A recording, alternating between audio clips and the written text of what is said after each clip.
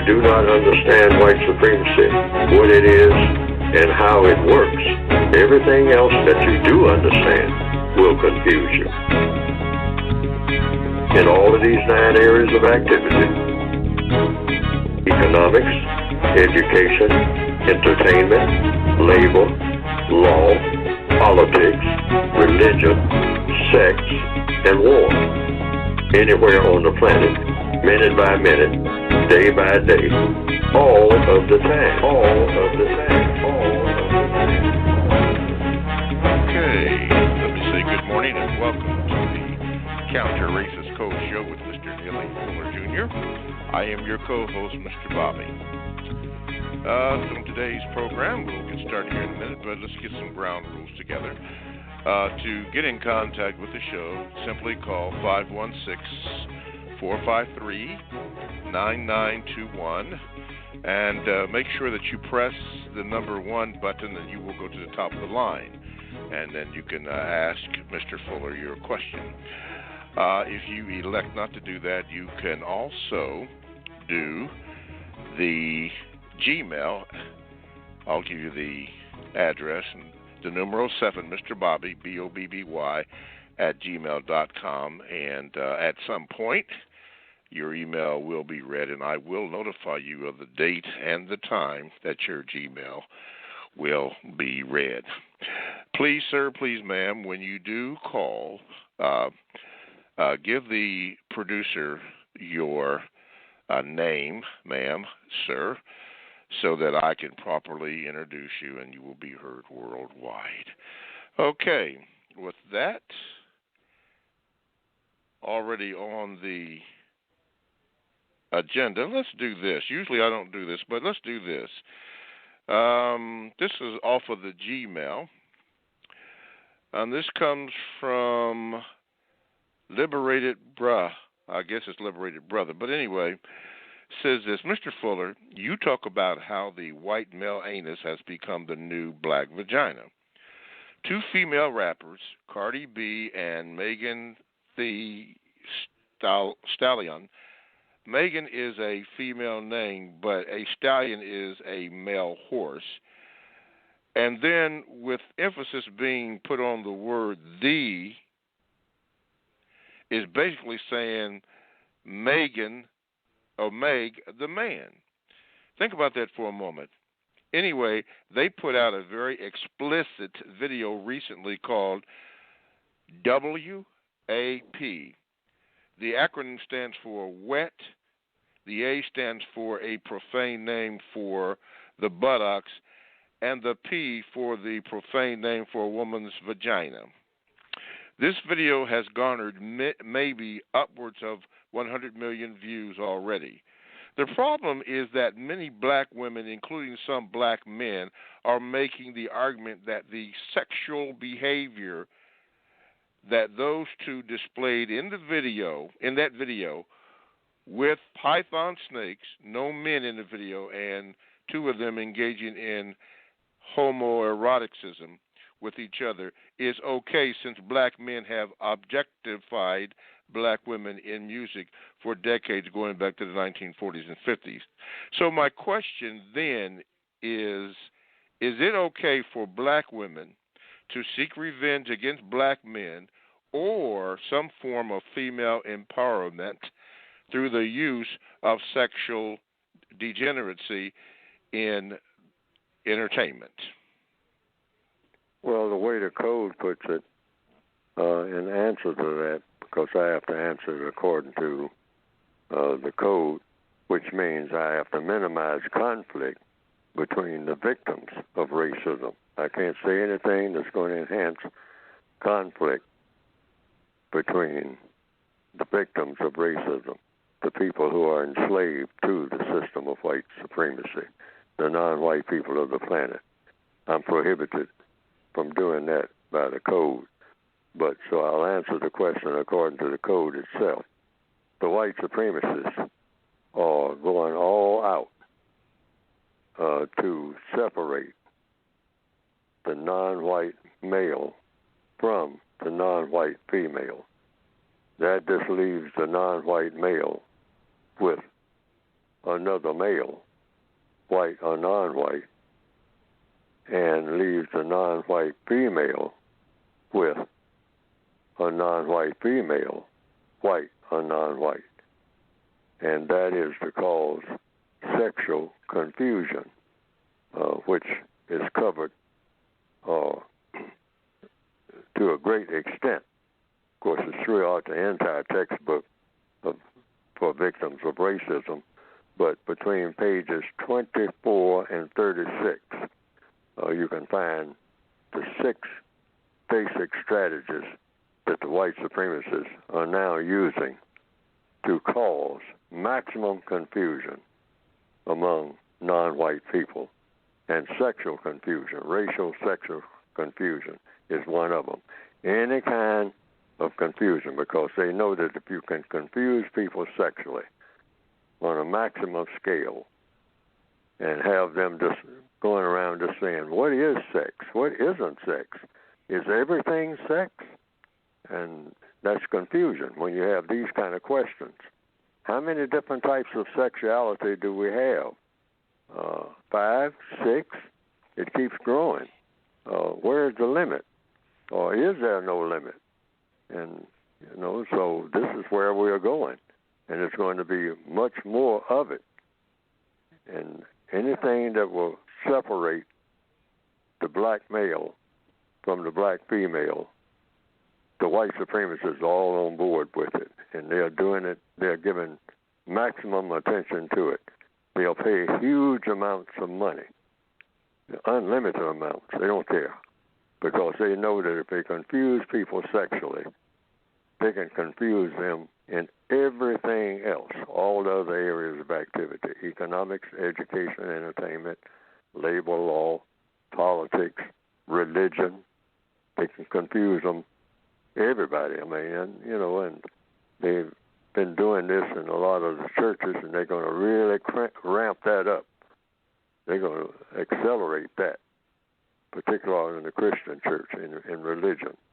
And they'll try to do it in all the other religions where non-white people are concerned, because they know that sex is very powerful. Sex is a powerful force, and people have to be guided sexually. Otherwise, sex just explodes. It goes in any direction that you send it in. So the white supremacists said, we're going to control all, not some, we're going to control all of the black people's sexual behavior throughout the entire world, because that's the easiest way, steering wheel, that you can steer them in any direction you want them to go in. Sex is the steering wheel, and the rest of the areas of activity will be the bus, you might say. But just by that one steering wheel, sex, you can control the minds and bodies of what people are going to do, what they plan on doing, how they plan on doing it, what they really get excited about, what puts them to sleep, everything. So they concentrate. All areas of activity are influential. So they do have other areas of activity, racial classifications. That causes confusion.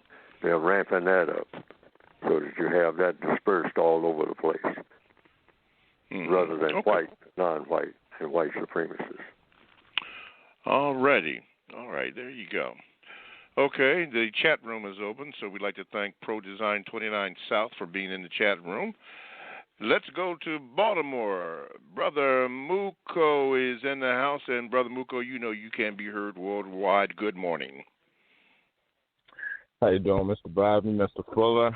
Mr. Fuller, you've been hitting it on the nail always, but for my care unit in Baltimore and Atlanta and all around the world that's listening, you've really been touching on the topic of the question that I had all week, and it's kind of like you were in my mind, but can you expound on the importance of codified compensatory classification? And what I mean by that, that's what I named it anyway, is how we only have 3 race classifications. And I just wanted you to expound on that for my care unit, the importance of that, so that confusion won't set in. Okay. Mr. Fuller? Yes, sir. On page 25, correction. It starts, they're listed, but on page, 25 of the revised expanded edition of the textbook, you have racial classification confusion. The white supremacists classify people by color / non-color based on the use of the word race. There is no reason to be a member of a race except to mistreat someone because of color or non-color. The only reason for being a member of a race is to practice racism. But in the system of white supremacy, it's just one form of racism because they are dominant, and that's the white supremacists. So race is racism. So the classifications that I gave them years ago, and I tell people not to deviate from those basic classifications, is white. That's one classification. The other is non-white, meaning you're not white. That's the second. And the third is white supremacists. But you have to be white in order to be eligible to be classified as a white supremacist. You know, there's no such thing as black supremacy and white supremacy in the same universe at the same time. That's a contradiction. You can't have two supremes, except maybe in a singing group. But it's white, non-white, and white supremacists. And you have to become a white supremacist. Now, white people in the system of white supremacy are born in the system of white supremacy, just like non-white people are born, because it's the only government on the planet. And in capital letters, it's called the system of white supremacy. But a white person is automatically a member of the system of white supremacy. They are a member of the white race, which is the only race. There's no other race. Everybody else is non-race. They come under the system of white supremacy. You're either a white person or you're not. And if you're a white person, you're eligible to be a white supremacist. Now, you're born in the system, if you're white, of white supremacy, just like the non-white people. But one of the ways I illustrate that is, if you're white and you're born in the system of white supremacy, you are automatically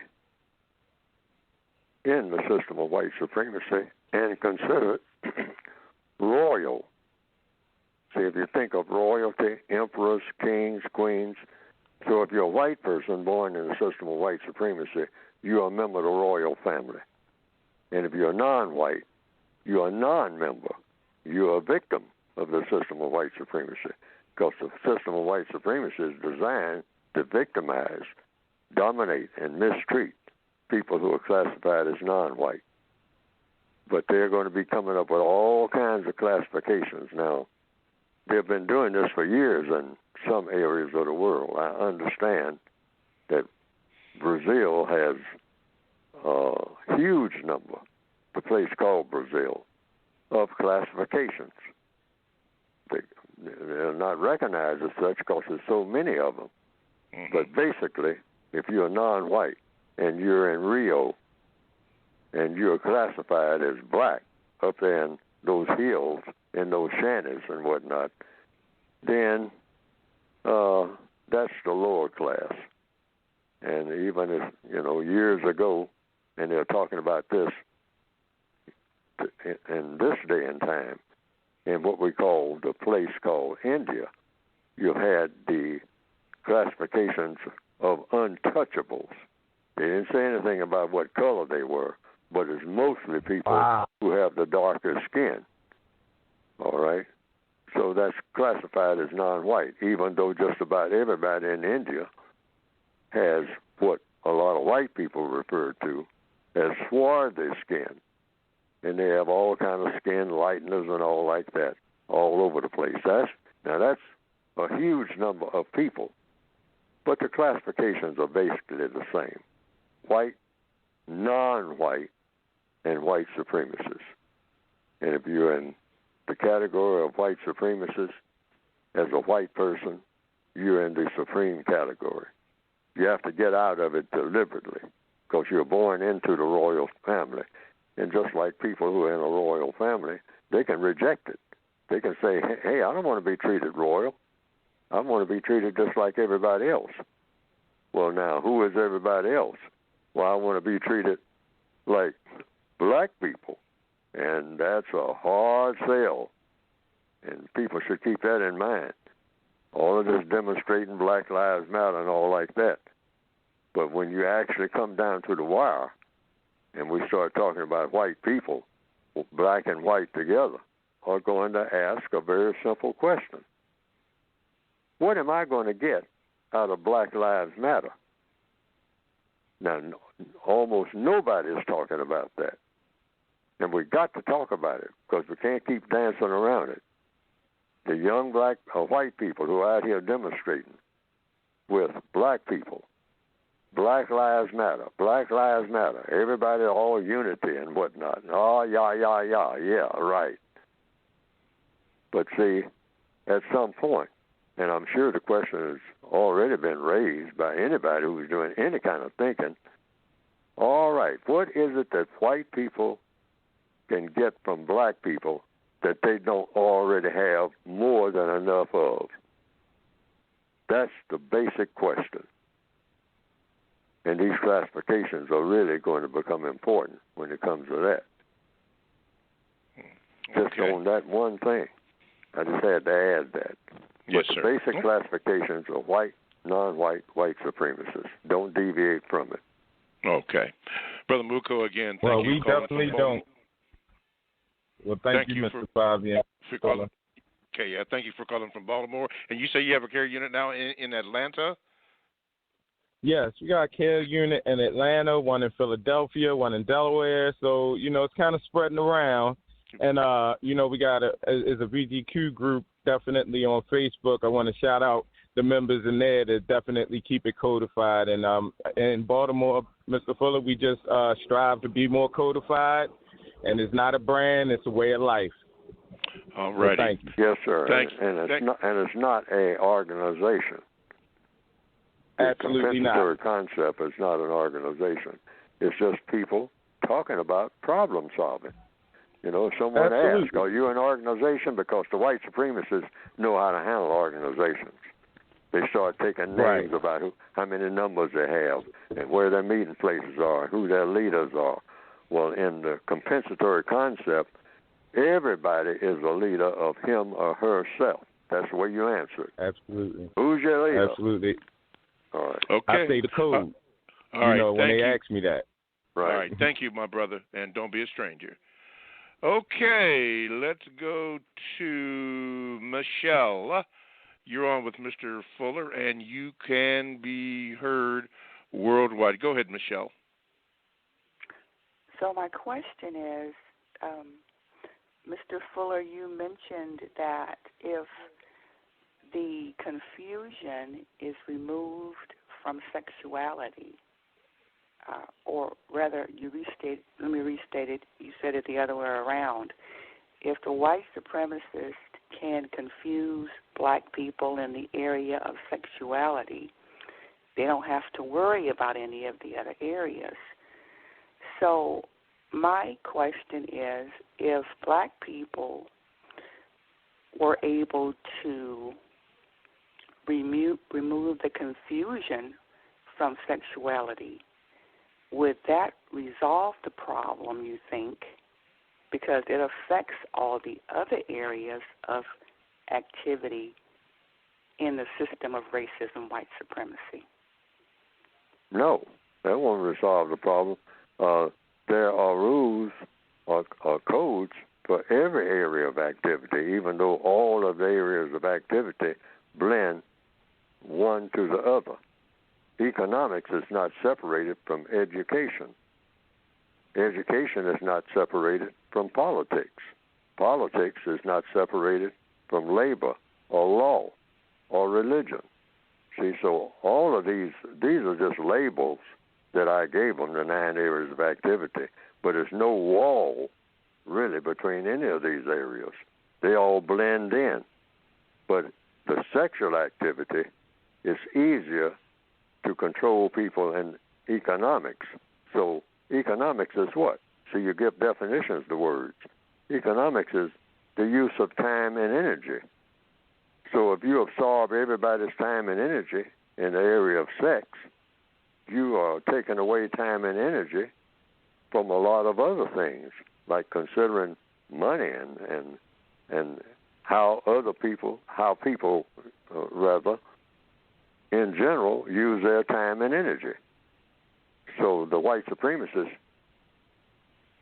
set up a system where we are going to absorb all of the non-white people of this planet, time and energy, how they use their time, how they use their energy, which will mean how they entertain themselves. We'll decide that, even though we'll make it look like they made the decision.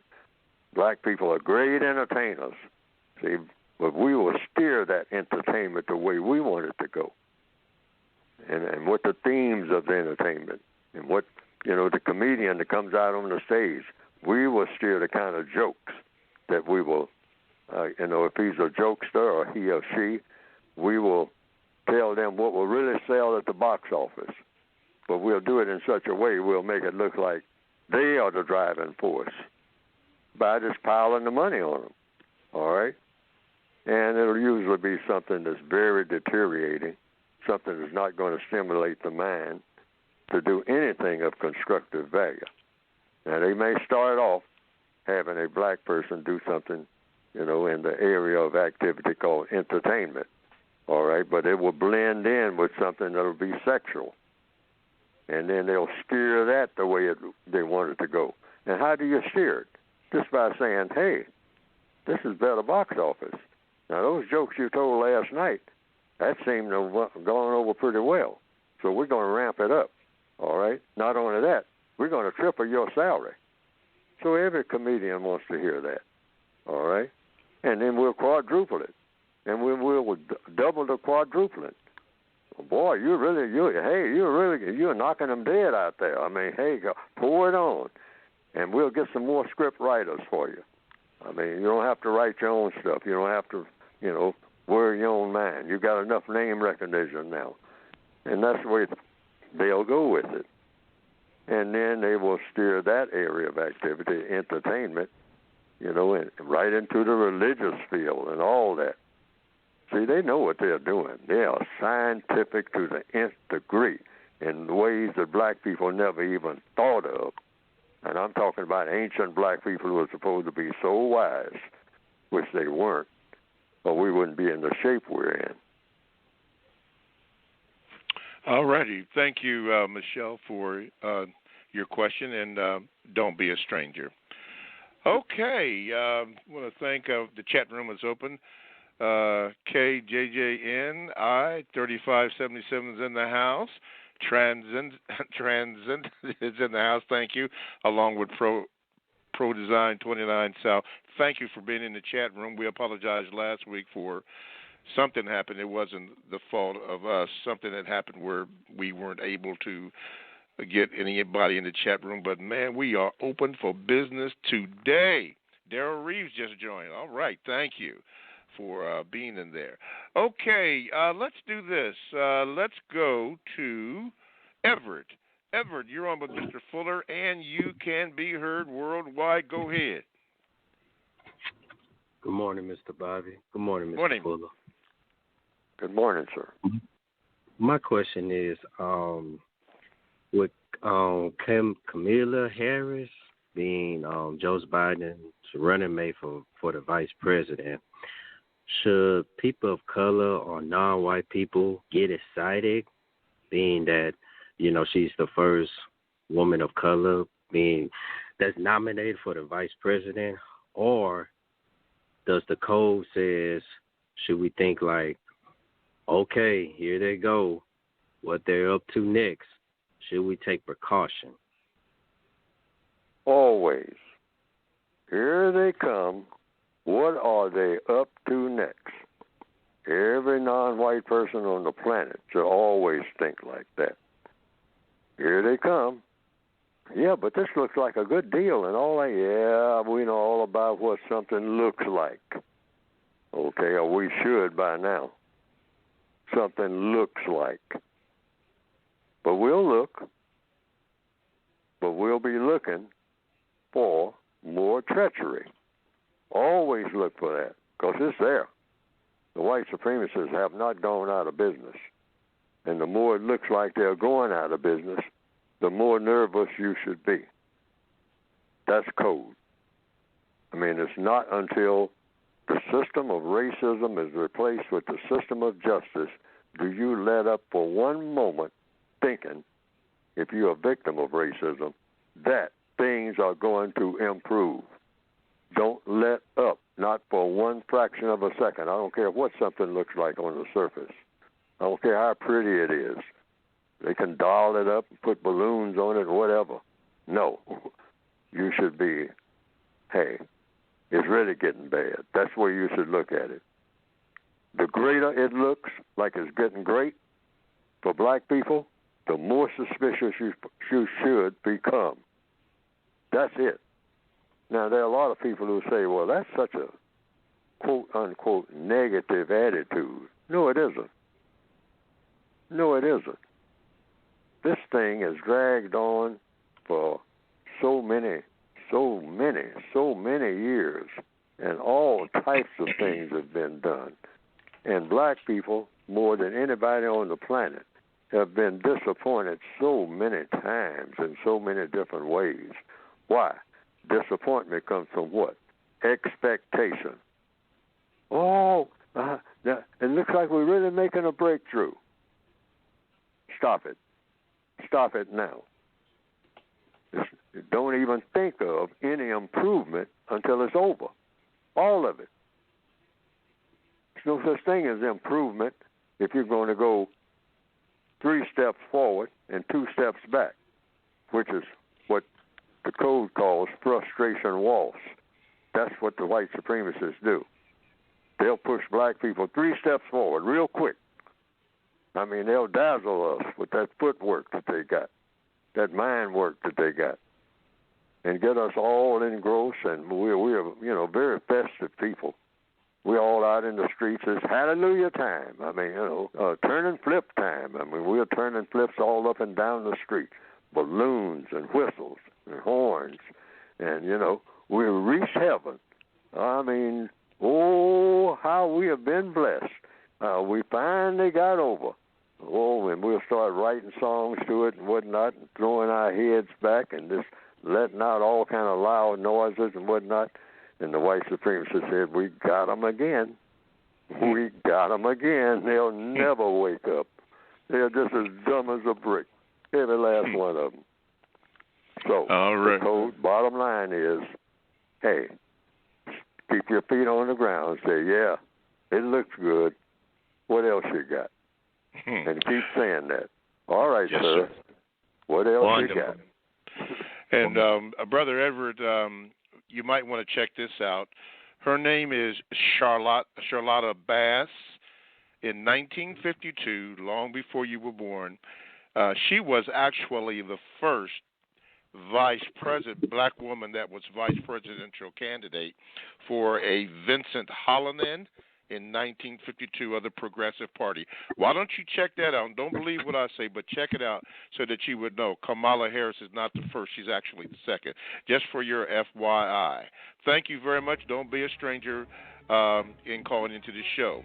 Okay, the music is starting, so you know what that means. You are now listening to, you know what you're listening to, the Counter Racist Code Show with Mr. Neely Fuller Jr. I am your co-host, Mr. Bobby. Get in contact with the show, 516-453-9921. That is 516-453-9921. Or you can Gmail me at the numero 7, Mr. Bobby, Bobby, @gmail.com. If you choose to call ma'am or sir, please give the call screener your first name, and then I will be able to properly introduce you. All righty, the chat room is open. Ashante White is also joined in the chat room, along with Daryl Reeves, KJJNI 3577, Pro Design 29 South, and Transcendent. And a message from KJ says this to Mr. Fuller. Please let Mr. Fuller know that I've been using the thought, speech, and action constructive value terms within all my interactions lately, and the results have been extremely positive. It helps keep people focused and on point. As for the Vice President, Mrs. Harris, I assume she was married to another person of color. My heart sunk even more deep once I learned the truth. I have no faith in either party. The focus has to be, as Mr. Fuller just stated, about 3 steps forward and several hundred back. Unbelievable. Okay, all righty. We are in. Chat room is open, and let's do this. Let's go to, I think it's Tabitha. Tabitha, you are now on with Mr. Fuller, and you can be heard worldwide. What is your question?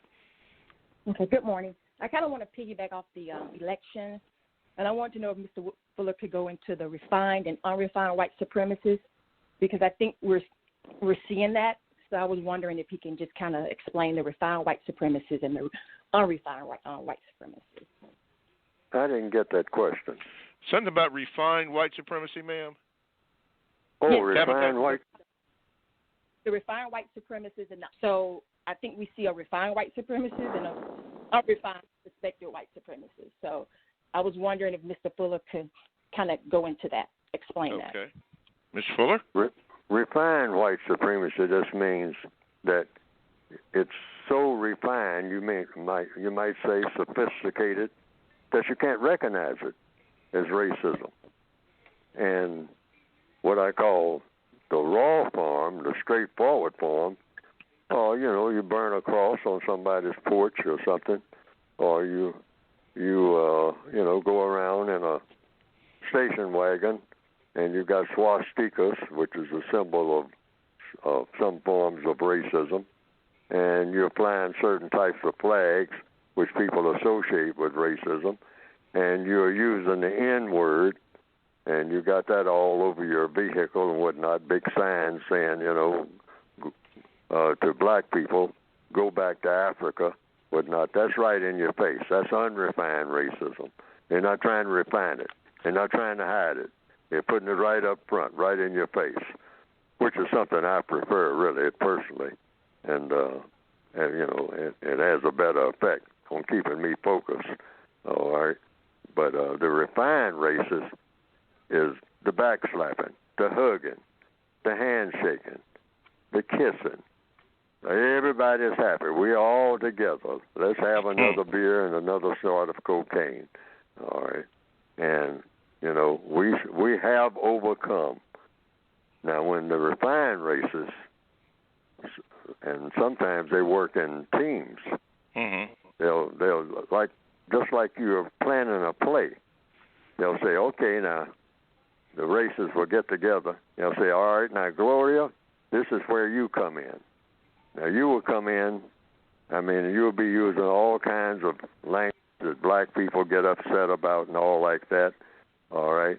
Now you, Phyllis, and you, Henry, you will come in, and you all will up on Gloria. You will really go to work on her and tell her how she's a racist and people like her need to be gotten rid of. And need to be really burned at the stake. It's people like her that keeps this mess going, okay? And so they are working together. See, that's something that black people haven't caught on to. The white supremacists are masters at taking all sides of every argument. We have to really learn that they do that. See, they get behind the scenes, behind the curtain before the play starts, and they say, now here's the act that you're going to come out with. And then when I come out there, I'm going to have my sword ready, and I'm going to chop you down. All right, and the crowd is going to applaud, okay? But that's something we decided behind the curtain, all right? And so they do that all over the world 24/7. You got sometimes in law enforcement, what do they call it? Good cop, bad cop. But they're both working together, all right? The Gestapo was good at that. You know, they would have one questioner come in, and he's really hard on the suspect, you might say. And so he would go out to get a glass of water. So the other one would say, well, my buddy's kind of upset. I mean, you know, he's going through a divorce and all this kind of stuff, you know. And so he didn't really mean all them things he was saying. I mean, you know, so you can talk to me. You know, I'm a reasonable person. Now, that's the slick one. That's the refined racist. And so he can get the most out of you. So, tell you what I'm going to do. Yeah. Okay. Tabitha, thank you so much for your call. And don't be a stranger. Thank you. Okay, from the Gmails here, while we get another caller in, let's see here. Let's do this. This comes from Mr. Haynes, Mr. Fuller. He says this, Mr. Neely Fuller, Jr., how long do you think it will take for us to follow the counter-racist code to get the upper hand on the white supremacist? And how long have you been studying white supremacy? Oh, I've been studying white supremacy all of my existence, right? You know, once I became aware of one color is different from another. Sitting on the back of the bus, that's right in your face. Get up there, boy. You know where you belong. Get back there. And he's a bus driver. Not only that, he's got a gun. Now, a lot of people don't know that. Yes. Some bus drivers carried guns in some parts of the South. I've seen it, that 6-shooter, cowboy style, in a holster. Yeah. I mean, you know, on the Negro line. There ain't going to be no foolishness. I ain't calling no cop. You act up in here, it's gunfire. And you can see it, boy. And you ain't going to, I mean, you know, hey, this is white supremacy. We believe in it. That sign over your head, colored only, white only. That's real. That's in your face. So how long have I been knowing it? As far back as I can remember. I'd better know it. I wouldn't be talking to us. You better believe it. I wouldn't be on this phone now if I didn't understand a whole lot of that. And, well, I won't say just a whole lot. Understand all of it. By the time I was 15 years old, you better know it, or you're going to be one dead Negro. You better know your colors. You better know how to walk in that gutter when you're passing that white woman. Get off the sidewalk. Don't come too close. Virus. All right. Oh, wow. I didn't know that they carry guns, huh? Ooh. No, not all of them. I only saw that once. Oh, but it was real. That was real enough. Oh, okay. Yeah, bus driver. And I looked up there and I saw that 6-shooter, Western style, hanging low. You know, near that right hand. Still learning. Okay. At this particular time, Mr. Fuller, we're going to talk about your book. Now, you and I both heard this morning from our producers that all 3 books are in and we're ready to go. Go ahead and speak about your book for a few minutes, Mr. Fuller. Yes, you can get the book, and I've read a few things from it this morning by going to producejustice.com. Producejustice.com. And what the book is about, and what I started writing it about, I wrote it for myself. It's directed to the individual victim of racism. And one of the titles is For Thought, Speech, and or Action for Victims of Racism. If you don't consider yourself to be a victim of racism, the book is not for you. So don't spend your money on it and your time even listening to it, because you've got racism beat. You know all about it. you know enough about it, you can handle it all situations. Someone called me just the other day and said that he wasn't thinking. That's the first thing he told me. And he got an arrest record now because a driver of a car slipped up in some kind of way and used the N-word. And because he wasn't ready for that, he hit the person. He hit the person driving the car. The person immediately got on his phone, called the law enforcement people. He got arrested, and it all came out about how that came about. And they said, well, you can't assault somebody from calling your name, so sorry about that. All right? And so he used the N-word, but he said he suddenly just lost his temper out of tradition. That's see, we lose our temper out of tradition. Suppose you didn't even know, you had never even heard the word. You wouldn't have had any reaction at all. See, but we have been trained to react to certain words. Now, why am I saying all this, talking about the book? The book is designed that we should know how to handle every situation that comes up in a way that no one will ever handle it better in 10 million years. That's what codification is supposed to be about. Every move that you make is supposed to be the best move that ever will be made. I said 10 million years, but I mean really infinity. It can't be better than that. That's the way black people should train ourselves to think. Now, that person has an arrest record now where he had no kind of record before. And an arrest record for assault is serious. You can be turned down for a whole bunch of jobs. Yes. All right? And he's kind of up in age. See what I mean? So you don't, hey, black people are known for our hot temper. Get mad about everything. Well, I don't even like the way you look at me. I'm mad. I got to do something about that. Where's my pistol? See, well, I can understand it, but they say, hey, the white supremacists say, you can always control those Negroes through their emotions. You can make them fire themselves on a job by just by certain words you can use or a certain way that you talk to them, and they'll walk off the job. Well, that's what you wanted them to do anyway. That's why, so the code is designed to do what? We master language. We don't let words master us under any circumstance. We're like ice when it comes to words. Somebody can say anything, any kind of old way. We ain't going to get disturbed by what they say. Watch what they do. Like fighters in the ring. They know that. You start playing into what the guy is saying, you're going to miss that left hook.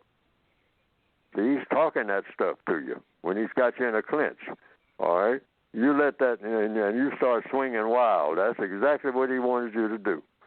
Lose control. You let the words bother you. That's why that next blow came out of nowhere and flattened you out across that ring. They said Muhammad Ali was good at that. I don't know. So let me get this straight, Mr. Fuller. So you're driving in the car with your wife or whatever, and a peace officer stops you for whatever the reason and calls you a black NGR. You know what I'm saying? Yes. Right in front of your woman. There's not only an that, image. calls her one too. Okay, calls her one too. And at that time, even though you know that you're not one, you're saying you have to remain codified. Codification says you're like a block of ice. None of that bothers you. And I'm talking about when I say bothers you, I'm not talking about you're faking it, that you're so mad you're about to burst, but you're supposed to be codified and you're holding it all in. No, you're not holding nothing in. It's nothing but words. You don't let words master you under any circumstance. A black person all over the world in any language is supposed to be the master of words. You don't let any word master you, take over what you are going to do. and not do. I don't care what kind of word it is. They can invent, and which they do, the white supremacists, they invent all kinds of words all the time and give their definitions to it. And they jerk people around with these words every day, all day, because we haven't learned any better in all these years. But no black person on this planet, as of right this minute, should ever let a set of words cause you to do anything that shouldn't be done. Now, a set of words can cause you to do things that should be done, so you do those things. Why? Because they should be done. Words are nothing but tools to get something done. I don't care what kind of words they are. What if they slap you, or back in the day, buck breaking, where they had anal sex with you in front of your people? What about that? Oh, well, you do everything you can to prevent that, but at the same time, you do want to keep breathing. Okay. You don't want to be like Mr. Floyd, who let the thing get so out of hand that, by don't fuss, don't fight, don't flee. We are prisoners of war. Which he didn't do. If you black saw people all over the world are already prisoners of war. It's not like we're being taken prisoner. Yes. In the system of white supremacy, you're already a prisoner. And your skin color is your prison uniform. Right. Every black person on this planet is in prison. We have to keep that in mind. And when you're in a prison, accordingly. That's why I tell people to look at that movie, Schindler's List. Yes. All right? And act accordingly. Yes. Some people even tried, like a lady in a scene in that movie where a lady tries to tell the commandant of the prison that he made an error. And the commandant say, "Oh, in my prison, I made an error when I put up these barracks?" Said, "Yes, because I'm an engineer, and you should tell your soldiers that barracks is going to fall down." And he said, "Well, thank you very much." And then he shot her in the head. All right, black people got to understand this. We're in a prison. Mm-hmm. In other words, he was letting her know, lady, you're right, and you're really helping me. But because you think you can tell me anything, after you tell me something that's really going to help me, I'm going to blow your brains out. Okay. And that'll be a lesson to the rest of these people standing around here looking. The white supremacists operate like that because they can. Sir. Before we move on, since you mentioned George Floyd, there was some additional footage, I guess they call it a body camera, that was shown, and Mr. Floyd did not fuss, fight, or flee, and they still did what they did to him. What do you say about? Beg your pardon? Yes, but from what I saw, it looks like he was saying things that they didn't agree with. Yeah, I can't breathe. You don't. No, I'm talking about before then. He was pleading with them or something and all like that, and they would. In other words, they were arguing. That's what it looked like to me. There was an argument. Okay. Yes. When I am in a death camp, which is what the whole world is for a black person in the system of white supremacy, you don't argue, period. If the person says you're arguing, and even if you don't think you're arguing, you just ask a question. Well, why are you pulling me over, officer? Don't start an argument with me, boy. You got that? Don't argue with me. All right. Once he says that, that's what that means. Okay. Because the next thing is a death sentence for you. That's the way I look at it. Okay. These people, you don't play with these people. Exactly. We think that we're some kind of game here. Well, this is no game. Yeah. And I'm talking about all over the world. Yes, sir. Okay. All righty. Anyway, producejustice.com, all books for all three books are in. At least that's what you and I were told this morning, that all three copies are in. So producejustice.com is where you can go to get the publications, and I urge you to do that if you haven't already. All righty, I got Imani and Daryl coming up here. Let's see here. It's about 1:45. Let's get in here with Imani. Okay, Imani, you're on with Mr. Fuller, and you can be heard worldwide. Go ahead, please. Greetings, Mr. Bobby. Greetings, Mr. Fuller. Greetings, sir. Yes, sir. In the area of the earth that's concept is called the United States, there have been 3 times that I can factor in where non-white black people especially have been excited about what I call the professional voting process. The 1870s, 1880s, which was called the quote-unquote Reconstruction era, after the 1965 Voters' Rights Act in and around the late 60s, early 70s, and from 2008 to present. Why do you think non-white black people especially get so excited about voting, professional voting, even to whereas those who don't get so excited, they get talked about negatively, and why do you think that non-white black people think that professional voting will solve our many problems, especially the greatest problem, the system of racism and white supremacy? Well, it's because people like to have that thing called hope. And so it can't be, argue with people about that type of thing. It's this issue of voting keeps coming up all the time, all down through the years. Back when I was coming up, we would look forward to voting. And at an early age, I remember I invented a term. I think I was around 10, 12 years old. And I called the older black people next election Negroes. That's the slang term I had for them. Because I would hear them sitting in the barbershop talking about the next election.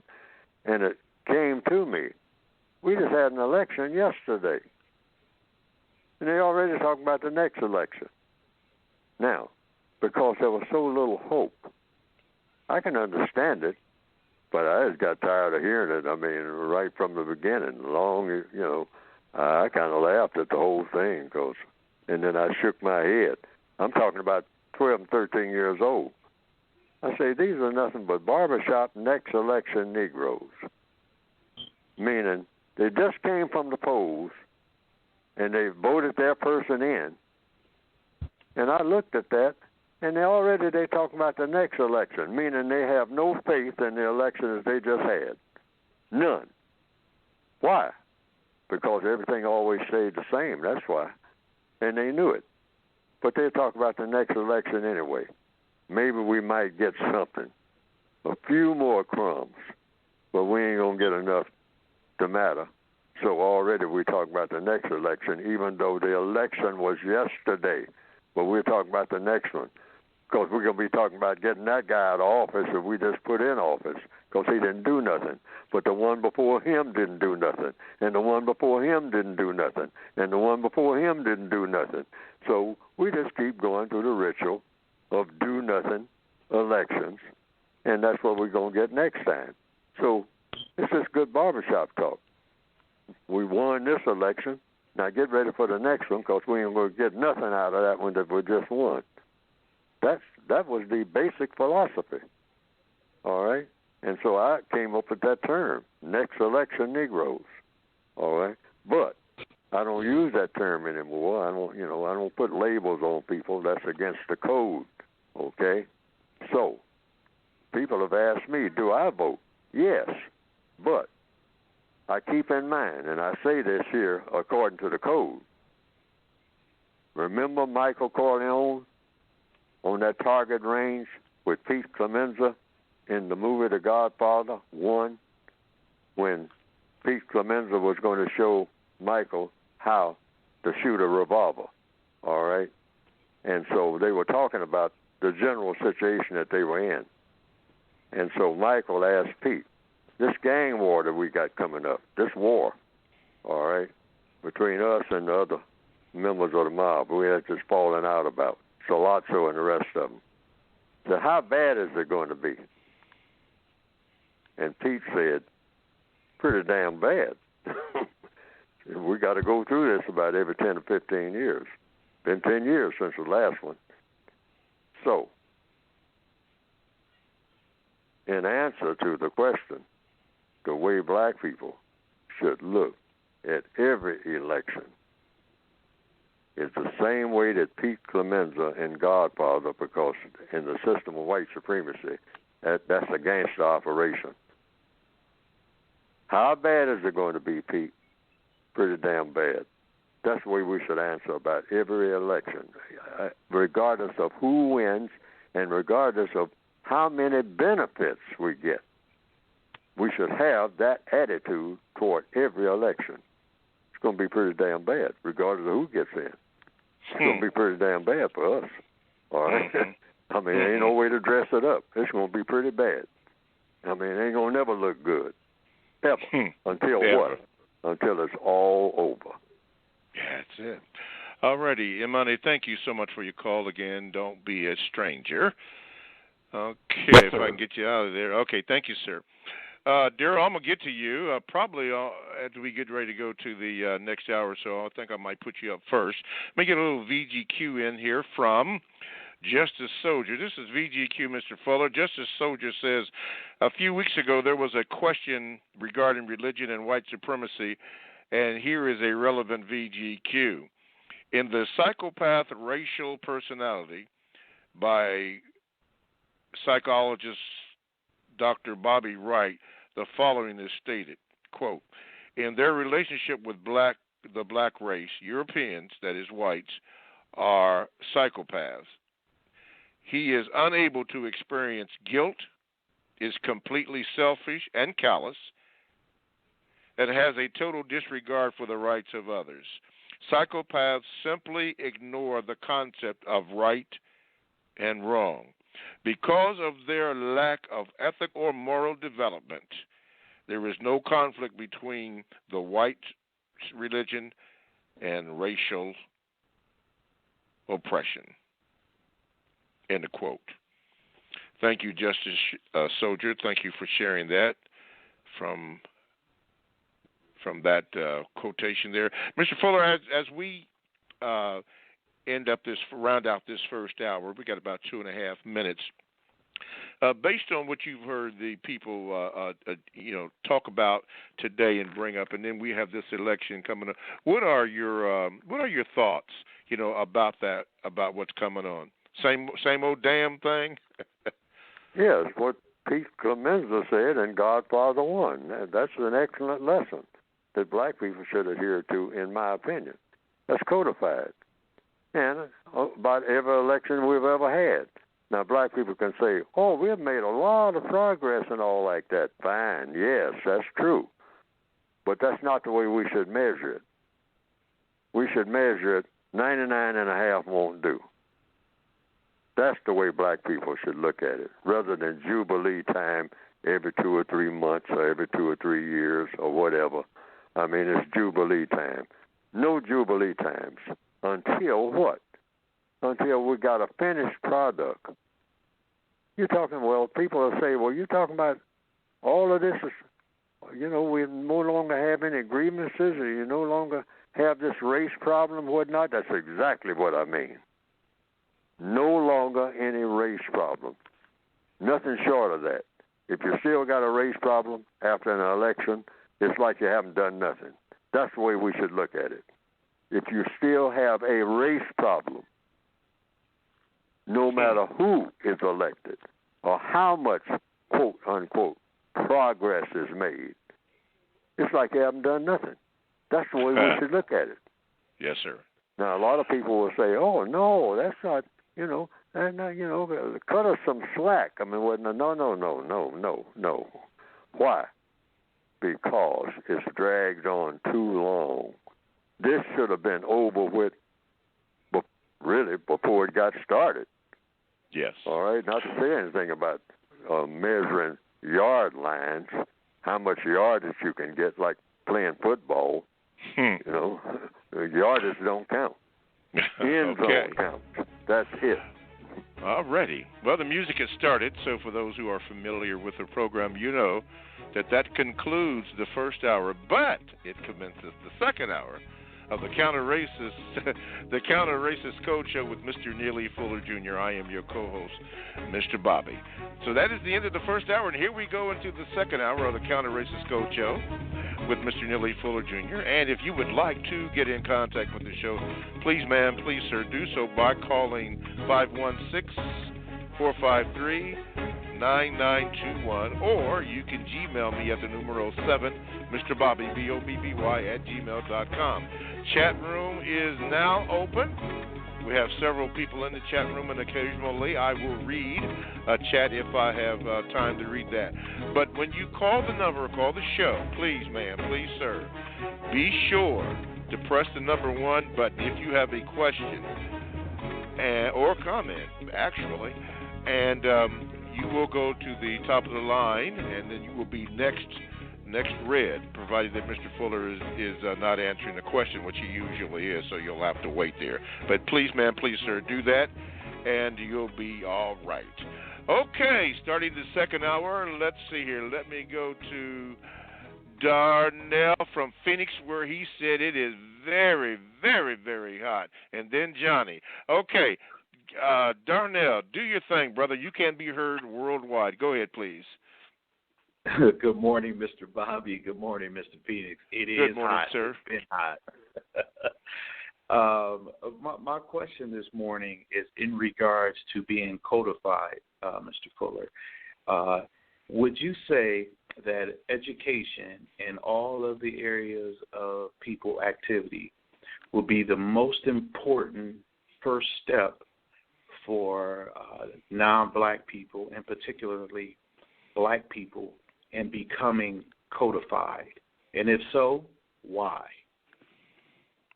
Well, education means what? What is education? Learning everything that should be known in order to do what? Solve every problem. When people say, well, I'm on my way to college, I mean, it's headed toward fall, and I'm going to take some courses and whatnot, it means I'm going to learn how to solve every problem that I'll ever have for the rest of the time I am on this planet. That's what education is about. Every problem that you ever encounter. So the process of education, that's why I always say, I'm still learning.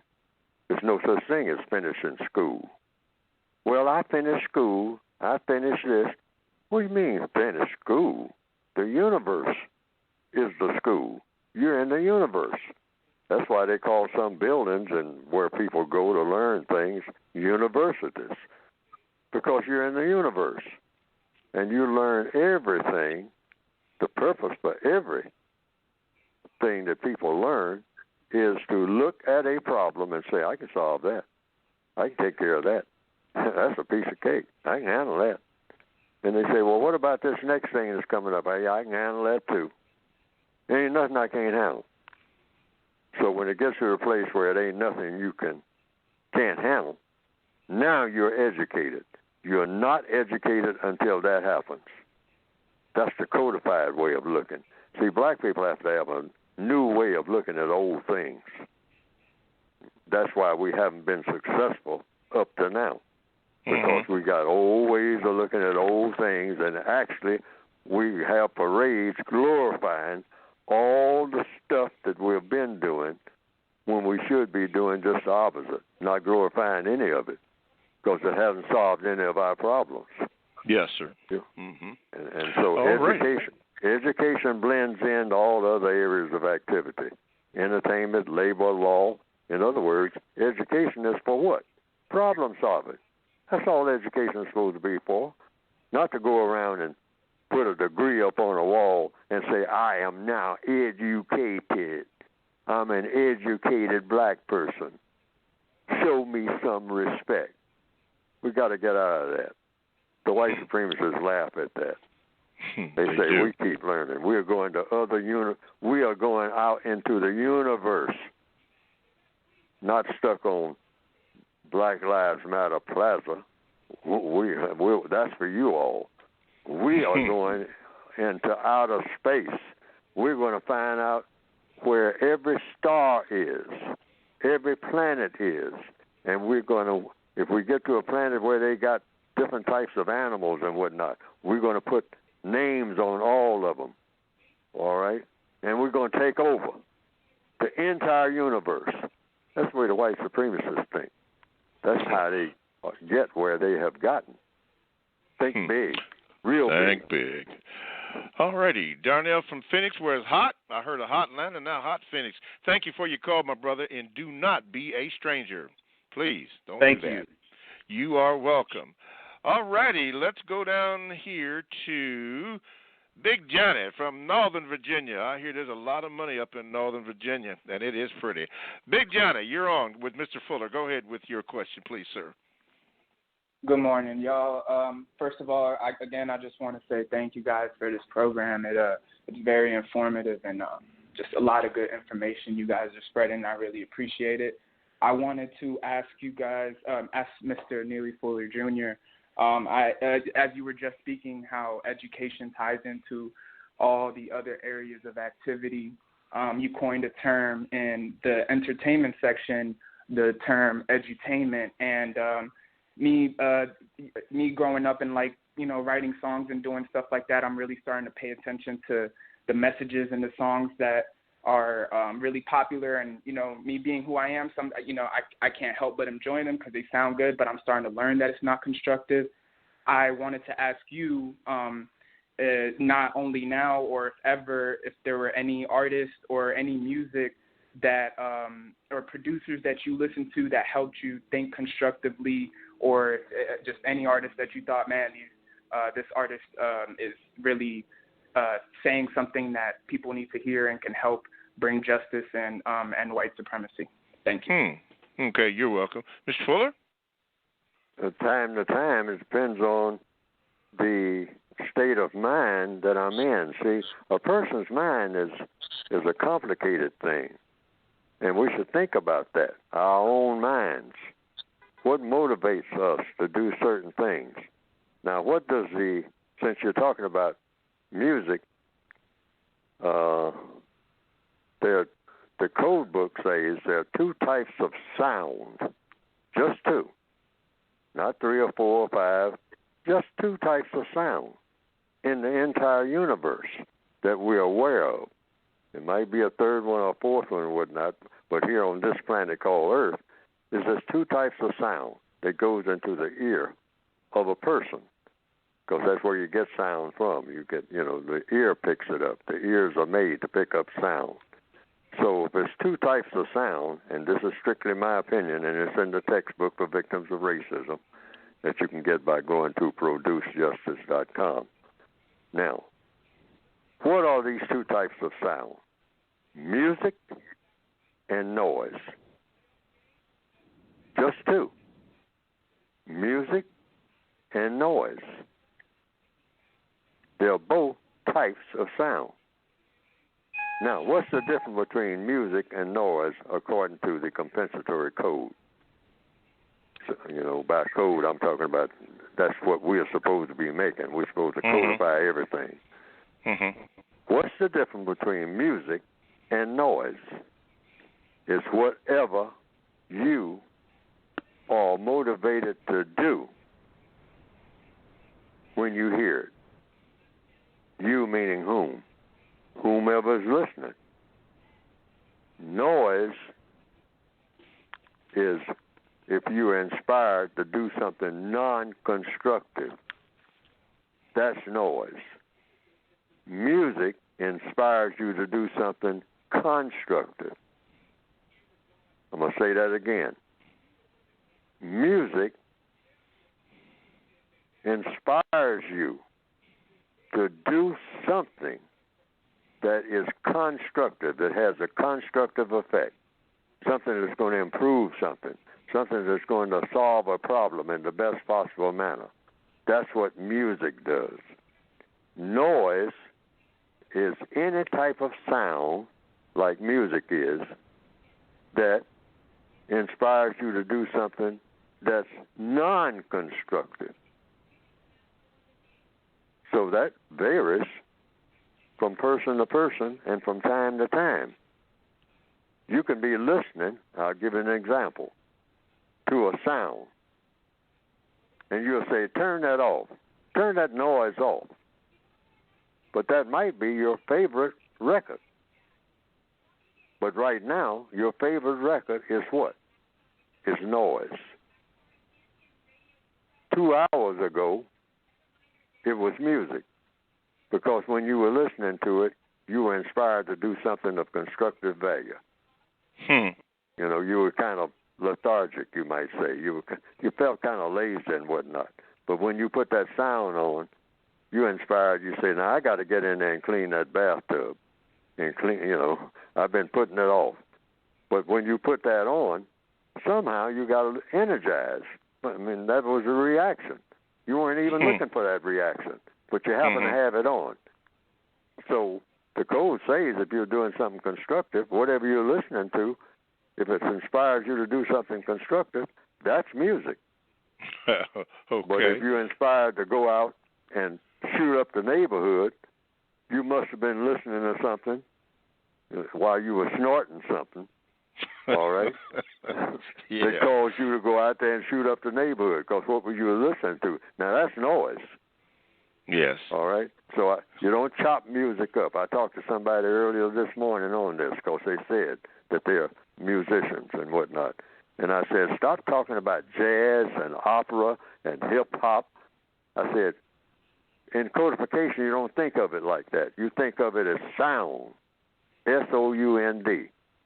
And are these sounds inspiring you to do that which is of constructive value? Now, since someone asked me what I listen to, one day, a person, while I was doing some writing, and a person came in and said, what's that you listening to, Fuller? And I'm saying, oh, you mean on the radio there? Or whatever I was playing it on. Say, yeah. Say, you listening to white folks' music? Yeah, that's Frank Sinatra. I said, I like listening to that song. And I like listening, you know, he's played 3 or 4 songs in a row on this particular station. And I said, and I'm sitting there writing something about counter-racist codification. And I'm listening to something played by Frank Sinatra. But whatever he was singing had an effect on me to keep me calm and methodical while I was writing. Okay. See, this is a level of thinking I don't think that even the cleverest of musicians, white and non-white, have even thought of. There's just 2 types of sound, and it changes from time to time. Even when you, your mood is different when you listen to even when you listen to your favorite record. Sometimes your favorite record turns you off because you're not in that mood. You're not in that mood, yes, sir. Yeah, and you come back 6 hours later and you play that same record. Now you're in the mood. See what I mean? Yeah. So when you and I were on Talktainment Radio, and this is the first time I ever heard of this, but you said there was a song that came out that said, "I told you that I love you. Now get out." Yes. Yes.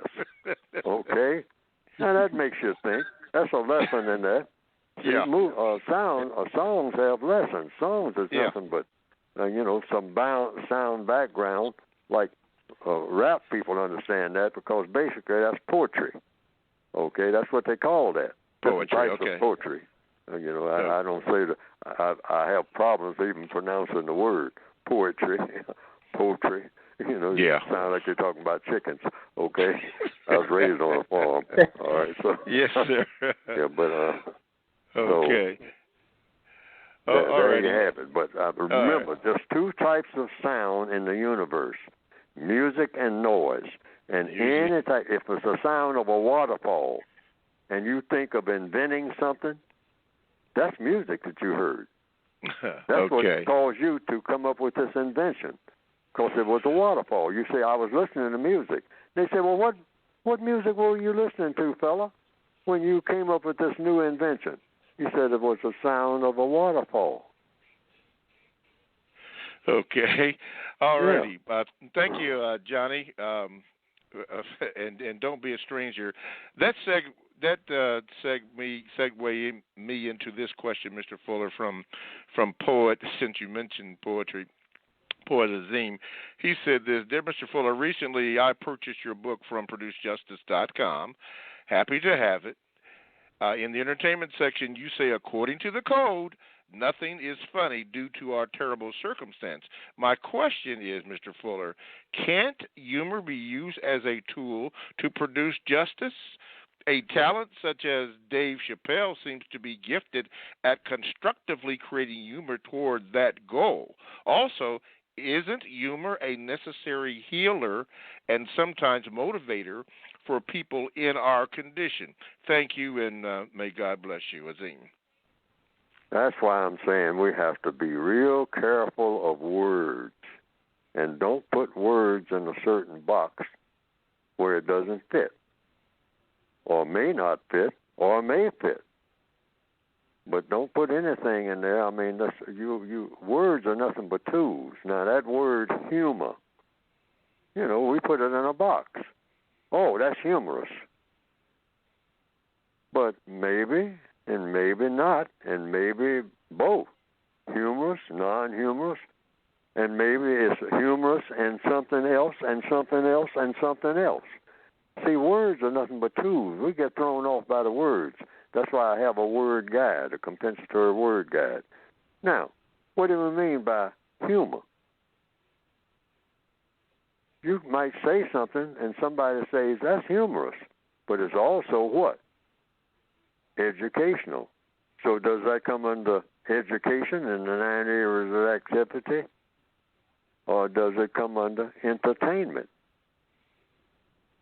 But the word entertainment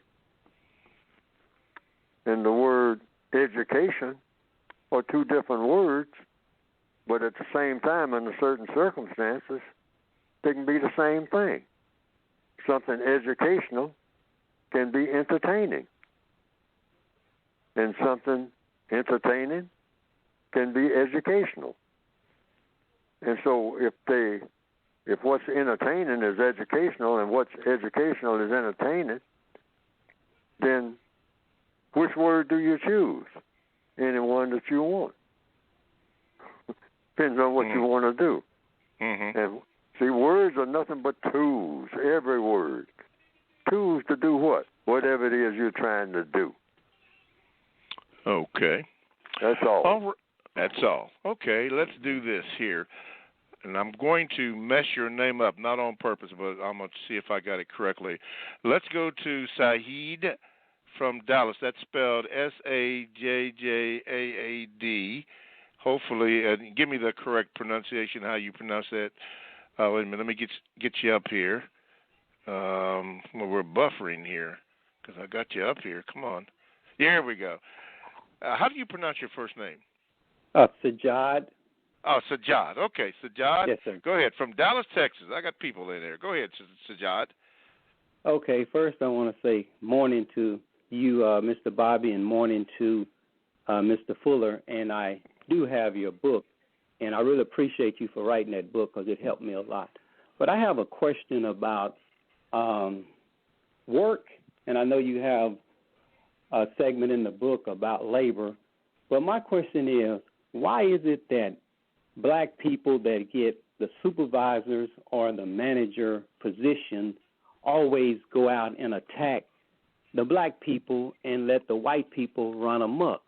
And then when there is something like an incident happen and it's 4 people that did something and it's 3 white people and 1 black person, and the white station manager or supervisor is in charge, and they only punish the black person, and the black supervisors go along with that. Why do they do that? Yes. The black supervisors punish the black people? That's the question? Yes, sir. Because they know they're better. And black people should understand that they would know that they are better. And if you got that supervisor's position too, you would be doing the same thing, or you wouldn't have a job, because that's the way that works. That's what you call white supremacy. I've been on jobs. I expect that. See, every black person should expect that. You know, your best buddy becomes a supervisor. So you can just tell him now, hey, I really like it that you got the job, man, you know, because you fought for it real hard to get it. And, you know, and you open it up because you're the first black person that ever had that position, see. But at the same time, you can tell him, say, now I know that you're going to come after me. See, it works just like the mafiosa, all right? Now you're in the position of a don, all right, or you got that label, or a hitman, okay? Basically, it's a hitman, all right? You got the hitman's position now. So at some point, it's going to be disputes and whatnot that's going to come up, and they're going to send you after me. And that's the way it works. And I'm going to expect you to come after me. Why? Because we're in a prison camp. So you got a position in a prison camp or in a slave camp, which is the same thing. How does one slave get promoted? By abusing other slaves. That's the way that works. We should expect that. See, we got to keep in mind where we are on the world scale. And that's the setup. That's why everything continues like it is. And we shouldn't get angry. It's that, hey, my buddy came down here. They took him out of the cell today, and he's working up there in the warden's office. Okay? Now, when he comes down with the warden, he's coming down and tear up my cell. Okay? And find some contraband. And I'm going to wind up in the hole because I got some in here. All right? And he knows where it is because he's been right in the cell with me. But when they come through here, that's what they're going to do, and they're going to have him do it. And they're going to have my buddy, who was right here in the cell with me 2 weeks ago, waltz me down to solitary confinement. But I already know that, and he knew that when they gave him the job. That's the way it works. It's the system. Like they say in the mafiosa, in the Corleones and whatnot, it ain't personal. It's business. And the business of the white supremacists is what? White supremacy. White supremacy. We got to understand we're in a system of white supremacy. We're not in any other system. There's no such thing as some other system. If you're black, you're a prisoner of war. And you should expect to be treated like one by everybody that you encounter, including people who are trustees. Mr. Bobby, can I ask another quick question on that? Yeah, real quick. Okay, real quick. Okay, so I know you say don't file a grievance, ask for an investigation, but when you do that and then they start pointing a finger at you, how do you handle that situation?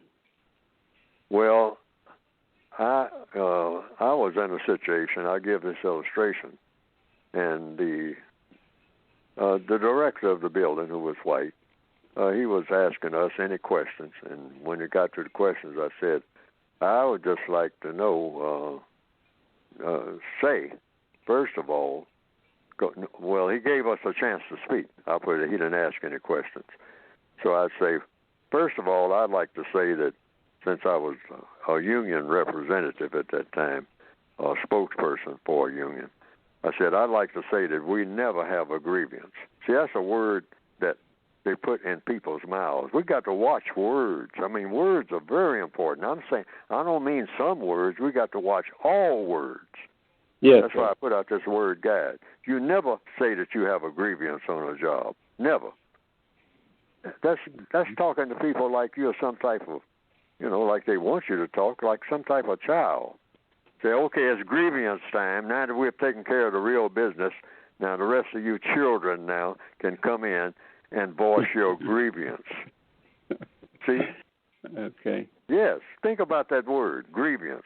I said, sir, we will never, you asked us about our grievances. Now that we're taking care of the real business. We don't have any grievances. We have reports. See, once you take away a word, you got to put a word in its place. That's a compensatory way. That's why I call it the compensatory code. Okay. All right. So you start with that. Sir, say, we have a report. And the report is we are underpaid. And I will go through the list of things that say that we are underpaid, because you know that you're underpaid. See, watch that word. That's a word that I'm using right now. Underpaid, meaning if you're underpaid, you're paid less than what somebody else is getting. So then I walk through, point by point, everything to prove the statement I just made. Because once you make a statement, you got to prove your statement. And I said, we're underpaid. We're doing this, and we're doing this, and we're doing this. And comparatively, because being under makes you're gonna make a comparison between yourself and somebody else who ain't under.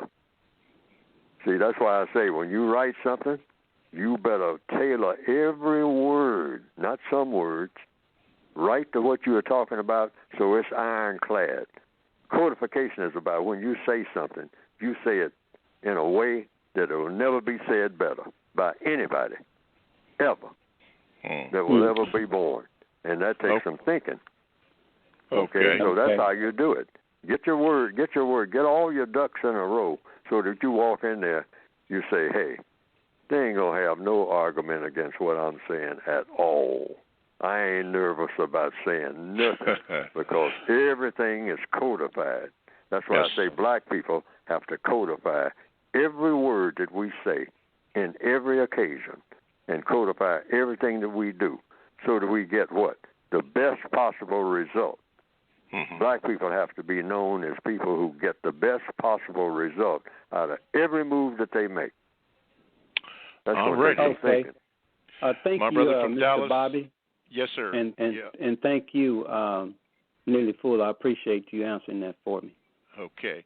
Thank you for your call, and don't be a stranger. We got about, 5 different things to do, and we're getting ready to come up on a break. So let me do this. Mr. Fuller, you talked about a sergeant, I believe you did, when you were in the service, I want to say Korea or on the line or something like that, that he told you something about all he wanted to see was results. He wasn't interested in your complaint or whatever, something to that effect. I may have it incorrect. What was that about? He said he didn't want me to tell him how hard we have been working. He said, Fuller, do you know about hard work?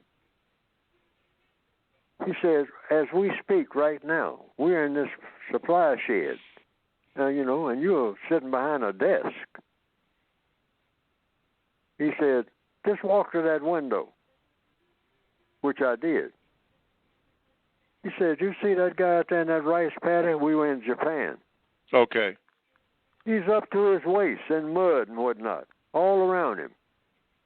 And there's all kind of leeches and whatnot in that mud. Ain't no telling what. He's out there behind a wooden plow, and he's way up in age. Said, you're looking right at him. Said, you're seeing this in different places. You may have been in a situation like that, similar to it yourself. Say, hard work. He said, let me tell you something. There are people who are even working harder than him. And that's hard work what he's doing. A wooden plow that he can hardly handle and not getting much of anything done, but he's doing the best he can. It was a Japanese farmer. We were in Japan. And then he says, don't ever come in this supply shed talking about how hard you've been working. Show me the result. Now, that made me angry. I didn't, naturally I didn't say nothing. I mean, you don't talk back to a sergeant, okay? So I went out of there and I was smoking. I mean, in my mind. By smoking, I mean, I was pretty upset about what he was saying. But then I thought about it. And that's the way he was. He would never talk about hard work. Whenever we would get ready to do some work that I thought was pretty hard, he would say, Fuller, we're going to have some fun with this. And I'm thinking, this stuff that he got outlined that we're going to be doing, and he's talking about fun. See, but I thought about that, too. I just want to embellish this a little while. He said, it ain't, black people in so many words, years later, that's what it meant to me. Black people have been brainwashed into thinking that doing some work can't be fun. If it's constructive, it ain't fun. We've been brainwashed, and we definitely have. Because when I started looking around at black people's behavior, including mine, we identify fun as doing something stupid that's going to get us in trouble. That's fun. That's brainwashed. Okay. All righty, let's do this. Let me cue that music up here. We got about a half an hour to go, and I do have 5 things that I have to do here, including a call from Estelle from the Mojave Desert. I got Joe Carter in from Harlem. Hey, bro. Got some people up there. We got Daryl from the ATL. And we got a question from a brother in South Africa, about the LBGT community and all that kind of stuff. And then, of course, we have to talk about Mr. Fuller's book. So hopefully we can get that all done in 1/2 of an hour. You are listening to the Counter Racist Code Show with Mr. Neely Fuller, Jr. I am your co-host, Mr. Bobby. And listen, if you call in, and our phone lines are jammed right now, but if you call in, call this number, 516-453-9921.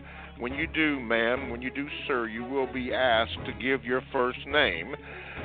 Please do that so that I can properly introduce you, especially if we have time to do that.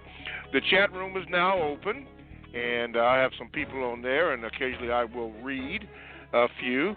Transitant, you have my self-respect. Okay, just let you know I got that. Your the chat there. Okay, again, you're listening to the Counter Racist Code Show with Mr. Neely Fuller Jr.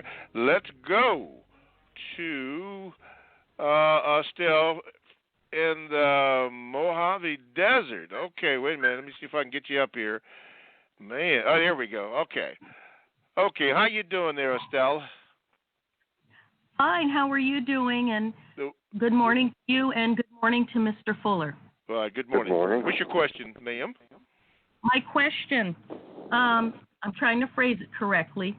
In the past or over the years, Neely Fuller has talked about proper procedures, codified procedures on how to handle certain situations on jobs. For example, if somebody is being accused of something, if somebody's being, they try to reprimand you falsely. He used a procedure, and I was hoping he can do it today, and it involved invoking the 5th, 13th, 14th Amendment, along with, he said something about inquiry, investigation, indictment. Could he please go over that so I can take notes on that? Mm-hmm. Yeah, Mr. Fuller? Yes. In the Northwestern Hemisphere, so you have different laws in different places. That's what they tell us. So you have to go in the system of white supremacy. Black people, you pay attention to whatever the laws require, and so to the extent that you can, you use them to come up with the most constructive results. The results that produce a product called justice, which is what every black person should have as their initial aim, producing justice. So how do you do this? By asking questions.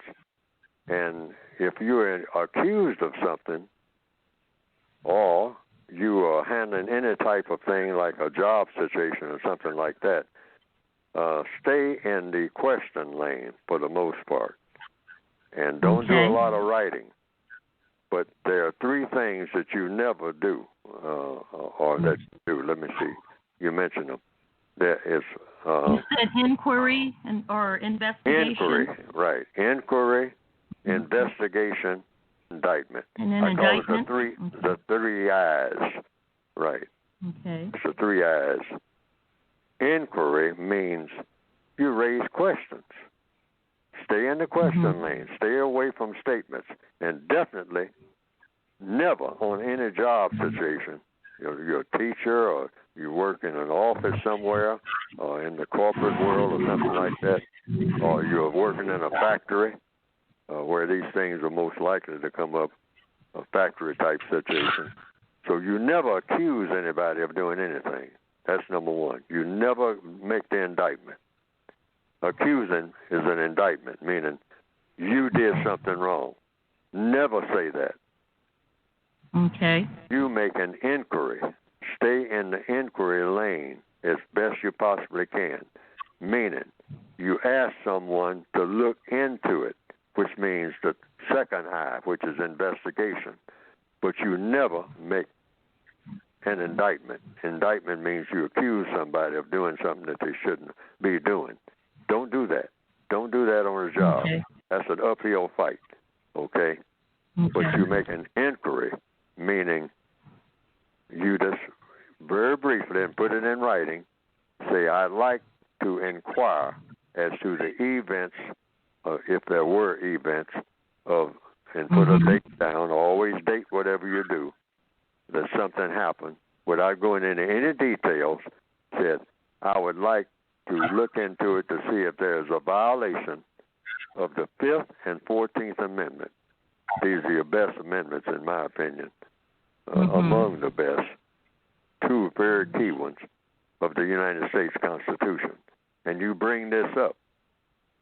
In any job that you're on, most people don't even think of the Constitution in a job situation. You think that that's something you just deal with when you get arrested or something. No. You use the Constitution in every situation that comes up. It will apply if it's important enough to you. If it's something you think is important, don't forget to use the Constitution, and particularly the 5th and the 14th Amendment. The 5th Amendment is about what? Due process. What is due process? It's about going through the process of doing whatever you do in the correct manner. See, that's supposed to be a guarantee. Constitutional law is a guarantee. The 14th Amendment is equal protection of the laws. And they kind of blend in. One blends into the other. Also, the term compensation is in the 5th Amendment. If you look at them, they're very short. It's not wordy. I mean, a lot of people say, well, I don't want to look at no whole lot of Constitution. I mean, all them big words and whatnot, I got to... No. If you look at those amendments, the 5th and 14th Amendment, they're very short, but they are loaded with things that will help a black person. Thurgood Marshall, the judge, he knew all about that because that's what he rode herd on, you might say, for many years. But don't accuse anybody of anything. But under the 5th and 14th Amendment, don't say anything about I. In other words, start talking about yourself. Say, you just want an investigation to find out if the 5th or the 14th Amendment of the Constitution may have been violated in whatever it is you're talking about.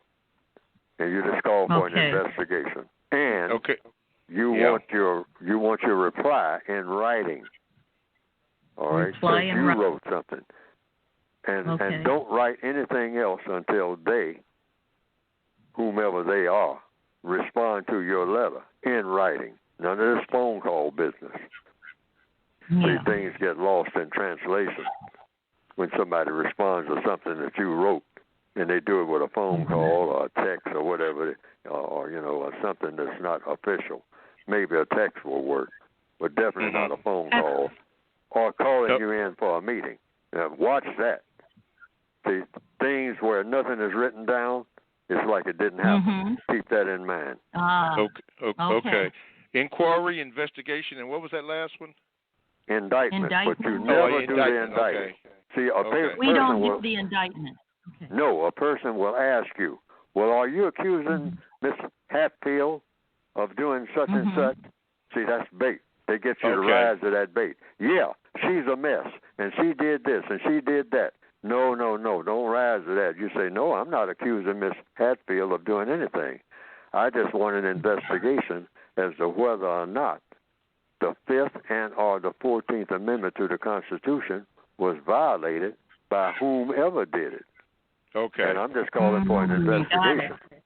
Okay. Once you call for an investigation, that can go all the way to the Supreme Court. It's a constitutional issue. Okay, good question, Estelle. Appreciate that. And don't be a stranger. Please don't. All right, thank you. Okay. All righty, let's move on to Joe. There you go. Brother Joe, Big Joe from Harlem. Oh yeah, Harlem. Yeah, Flatbush and all that. Let me see if I can get you in here. Go ahead, Joe. You're on. Hello. Good morning. Yeah, Joe. Go ahead. You're on. Yes. I'm sorry for the background noise. But my question was, Mr. Fuller talked about there's three things that every being wants: fun, glory, and material gain. And I wanted to know rather, if when he says glory, can there be constructive glory, and can there be non-constructive glory? Sure. Okay. Anything that's constructive is glorified just within the thing itself that was done, that was constructive. See, any act that's constructive has its own glory. And you're glorified simply by doing something that was constructive. That's where glory should come from. The act itself. You did something constructive, that's glory. That's what glory should be about. I mean, not all the hugging and high-fiving and all that. That's what we look for. And that should be something that doesn't even count where black people are concerned. Because the white supremacists, they thrive on that. Black people. Well, they know that we're very emotional. So they play into that. Mm-hmm. And they feast off of it. So something can be fun, it can be glory, it all interacts, and material comfort. Those three things go together. Everybody wants fun, everybody wants glory, everybody wants material comfort. And that's when I say everybody, that includes creatures. Squirrels want fun, glory, and comfort, material comfort. If you watch squirrels over in the park, you see them running up and down the bark of the trees. They're chasing each other. They're not chasing each other to do harm. They're just having fun. We've seen them do that. Dogs have fun. Sometimes they fight. They ain't having fun doing that. But, it's a dog fight. Chickens fight. Okay. Yeah. All right. But now they are seeking, most likely, material comfort. Somebody made somebody uncomfortable. Those two chickens out there fighting. One chicken made the other one uncomfortable. And the chicken that is made uncomfortable wants that comfort restored. Okay? You made me move from my nest, so we're going to fight. I'm sitting on these eggs. Yeah. I'm doing business here. Don't interfere with me. All right? All righty. Joe from New York. Hey, thank you for calling. Hey, if you get a chance, Joe, take a stroll through Seneca Village. You know what that is, don't you? Yes. Central Park. There you go, bro. You right on it, Joe. There you go. Thank you for your call, and don't be a stranger. Okay, let's see here. Man, he got in the house here. Okay. Wait a minute. I got to get this brother here because he's been on here for a minute here. Wait a minute. Let me see if I can get him. Let's see. Pull him up here. There we go. I guess I can get him in here. Okay. Oh, he's not on here. Wait a minute. There we go. Darnell Daryl from Atlanta, Hotlanta. Go ahead, Daryl. You're on. You've been waiting. Go ahead, bro. Hey, Mr. Bobby and Mr. Fuller. Yes, sir. Good morning. Okay. I heard about a poll that was taken recently of a group of black women where a majority of the women said they feel safer under a system of white supremacy than being under a black man. What do you think about that, and is there anything black men can do to change that perception? Yes, and that is don't make black females the scapegoat, if you want to use that term, for our failures. Black males have failed black females. That's why the code says be very reluctant. If completely, I don't do it. I used to do it because I would say whatever other people were saying about black females, how they act and whatnot, because that's how I saw other people react. when I started understanding white supremacy, I said, hey, we don't have any business talking what you might call talking down or talking in an author, like we are some type of authorities. Black males to black females, absolutely not. We haven't earned that. We have, not that you could earn that anyway. We are equal, and we are equal prisoners of war. So black males should stop even criticizing black females when the black female was the one that went out there, they gave birth to us. They're the ones that went out there when slave master came out with his whip and said, where's Willie? Willie's hiding in the woodpile. We've all heard stories about the black guy and, the Negro in the woodpile. And who was out there in front? Master, I don't know where Willie is. He was here an hour ago, but he went down the road, I think, to see one of his friends. I don't know. I was doing something else. Now, she knows that he's over there in that woodpile because when he got in the woodpile, she stacked the wood up over him so he couldn't be seen. Mm-hmm. So the master's walking around there with his whip till he finally just gives up and say, well, I'll whip him tomorrow. Well, that's what she was trying to do. Yeah. All right?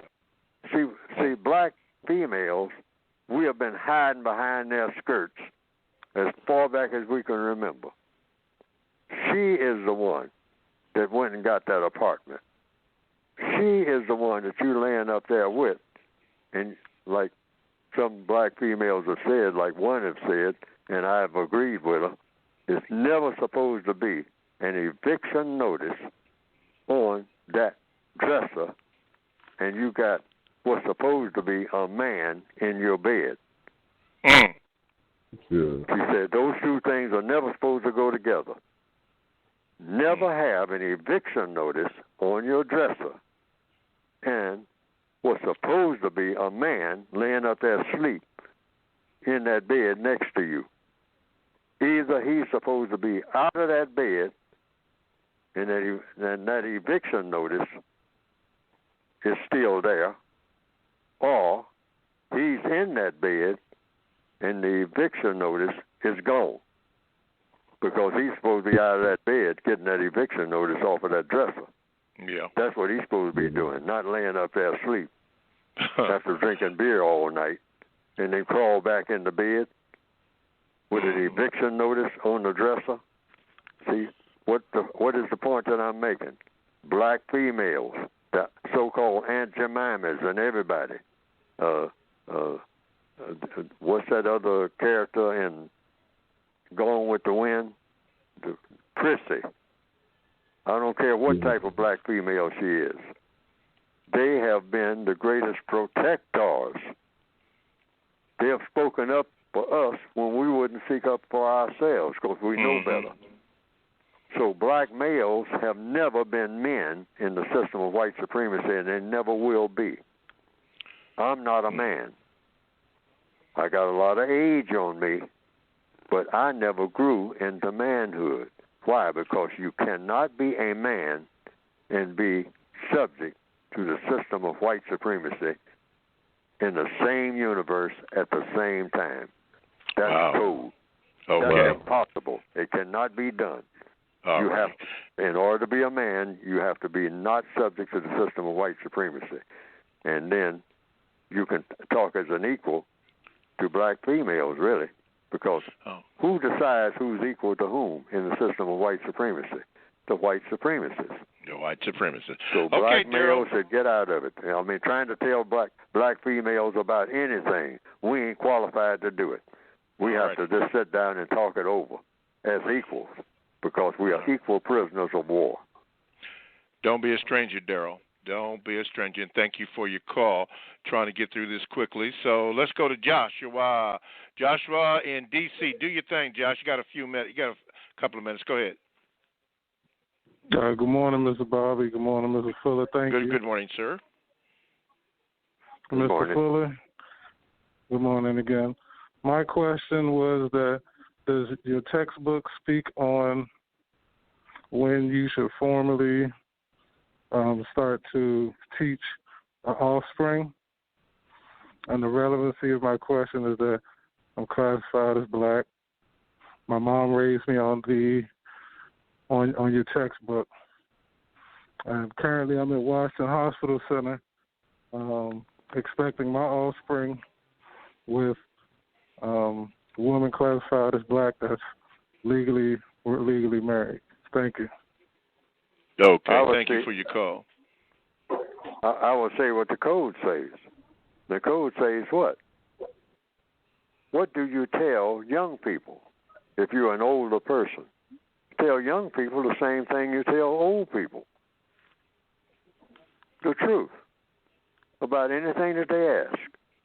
And they're ready for the answers when they start asking. That's the best time. You don't indoctrinate. You don't tell them you must believe this.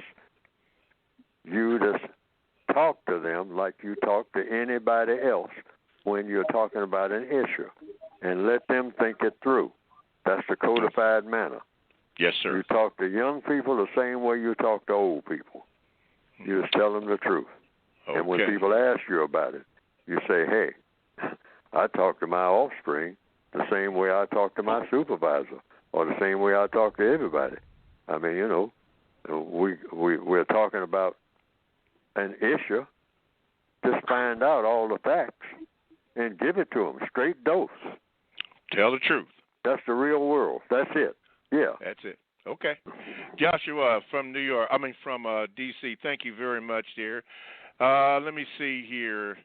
Let me get the dollar in here. The dollar bill from New York. You got quickly there. Go ahead, bro. Yes. Good morning, gentlemen. Thank you once again. Yes, I'll make it quick.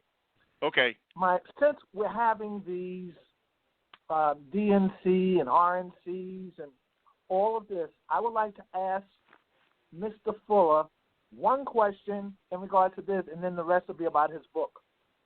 If you could speak to the politicians, what would you feel would be the biggest issue facing black people today that they should try to solve? And then my second part is just about the book. Could you just define to me, I have the original version, the difference between the newer version and the original. So my question was, what would you say to the politicians who are going to come into our power, presidential nominees? What would be the biggest issue facing black people today that you would say for them to handle?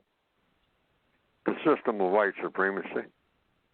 And on the back of the book, the second point that is made, right there when it says about the author, what I put down as the second point was no major problem that exists between the people of the known universe can be eliminated until racism is eliminated. There it is. No major problem that exists between the people of the known universe, major problems, can be eliminated until racism, meaning white supremacy, is eliminated. And you say that to anybody because that's code. That's solid code. Go right to the point. I mean, any problem you're all talking about solving, well, we got an education problem. Well, we got a housing problem.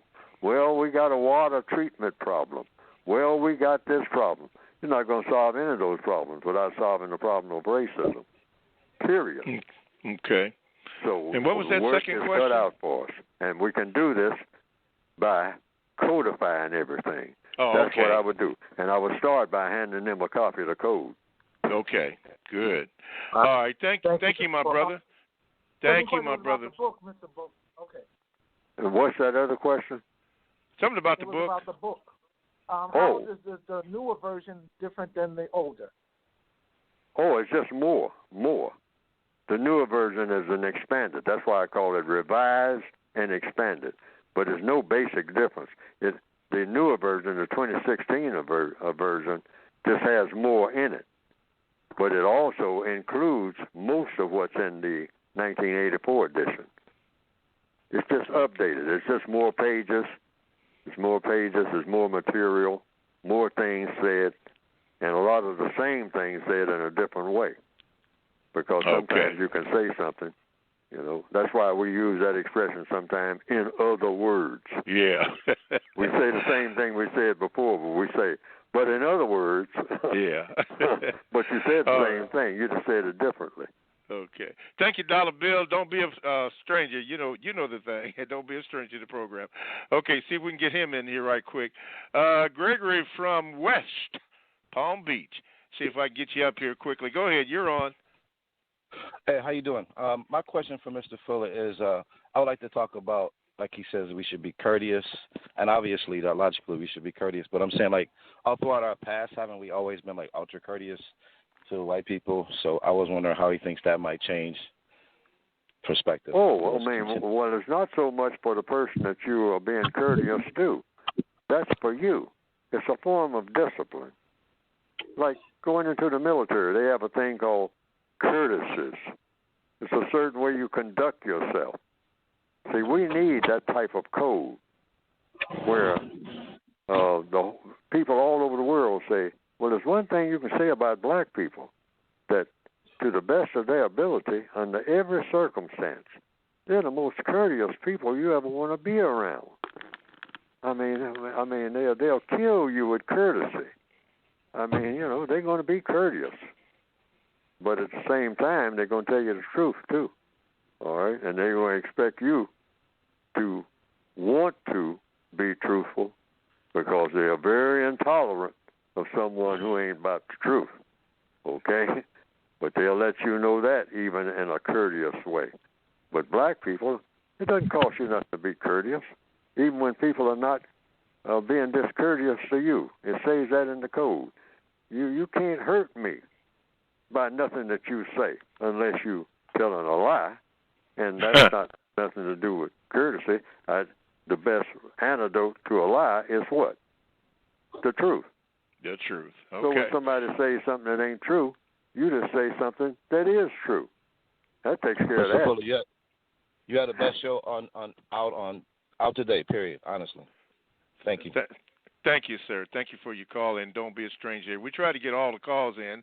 The brother from South Africa, Brother Sapilo, he wanted to talk about the white man's anus, but we don't have enough time for this show. So, Brother Sapilo, next week, the 25th, hopefully, if I can remember, we'll start off with that show because you do ask a profound question to have Mr. Fuller address, which he has addressed, many times, but some people that tune into the show haven't heard this. But you do ask some questions and some stuff that's going on in the concept called South Africa.